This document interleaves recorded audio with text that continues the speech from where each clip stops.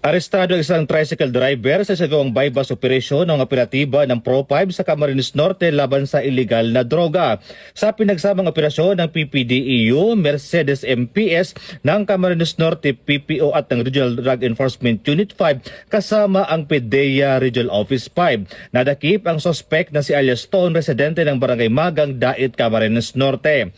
Nakumpiska sa operasyon ang 6 na transparent plastic sachet na naglalaman ng hinihinalang shabu na may kabuang timbang na humigit kumulang 85 grams at tinatayang halagang 578,000 pesos.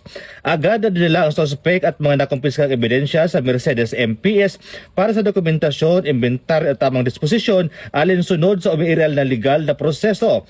Isinagawa ang marking at inventory ng mga ebidensya sa presensya ng mga sospek at mga itinakdang saksi.